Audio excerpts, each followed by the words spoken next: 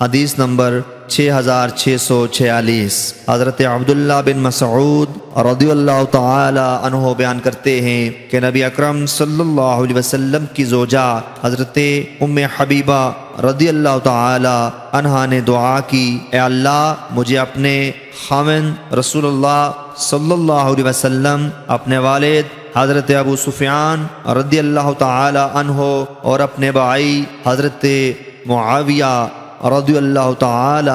عنہ سے نفع عطا کرنا۔ نبی اکرم صلی اللہ علیہ وسلم نے فرمایا، تم نے اللہ تعالی سے ان مدتوں کا سوال کیا جو مقرر ہیں، جو دن معین ہیں اور جو رزق تقسیم ہو چکا ہے۔ اللہ تعالی ان میں سے کسی چیز کو اس کے وقت سے مقدم نہیں کرے گا اور نہ اس کے لیے وقت سے مؤخر کرے گا۔ اگر تم اللہ تعالی سے یہ سوال کرتی وہ تمہیں جہنم کے عذاب اور قبر کے عذاب سے پناہ دے تو یہ بہتر اور افضل بات تھی۔ حضرت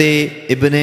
مسعود رضی اللہ تعالی عنہ فرماتے ہیں کہ کسی نے ان بندروں کا ذکر کیا یا شاید خنزیروں کا ذکر کیا جن کے چہرے مسخ کیے گئے تھے کہ آیا یہ ان لوگوں کی نسل ہے یا الگ مخلوق ہے؟ آپ نے فرمایا، اللہ تعالی نے کسی مسخ شدہ قوم کی نسل آگے نہیں چلائی، بندر اور خنزیر اس سے پہلے بھی ہوتے تھے۔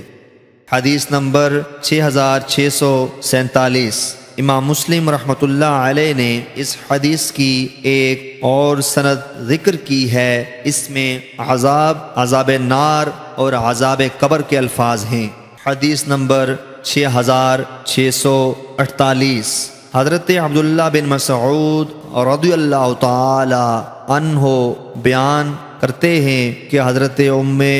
حبیبہ رضی اللہ تعالی عنہا نے دعا کی، اے اللہ مجھے میرے خاوند رسول اللہ صلی اللہ علیہ وسلم، میرے والد حضرت ابو سفیان رضی اللہ تعالی عنہ اور میرے بھائی حضرت معاویہ رضی اللہ تعالی عنہ سے نفع عطا فرما۔ رسول اکرم صلی اللہ علیہ وسلم نے ان سے فرمایا، تم نے اللہ تعالی سے ان مدتوں کا سوال کیا جو مقرر ہیں، ان قدموں کا سوال کیا جو چلائے ہوئے معین ہیں، اور ان رزقوں کا جو تقسیم ہو چکے ہیں، ان میں سے کوئی چیز وقت پورا ہونے سے پہلے نہیں ہوگی اور نہ وقت پورا ہونے کے بعد مؤخر ہوگی۔ اگر تم اللہ تعالی سے سوال کرتی کہ وہ تجھے جہنم کے عذاب اور قبر کے عذاب سے محفوظ فرمائے تو یہ تمہارے لیے بہتر ہوتا۔ ایک شخص نے عرض کیا، یا رسول اللہ صلی اللہ علیہ وسلم، کیا یہ بندر اور خنزیر ان لوگوں میں سے ہیں جن کے چہرے مسخ کیے گئے تھے؟ نبی اکرم صلی اللہ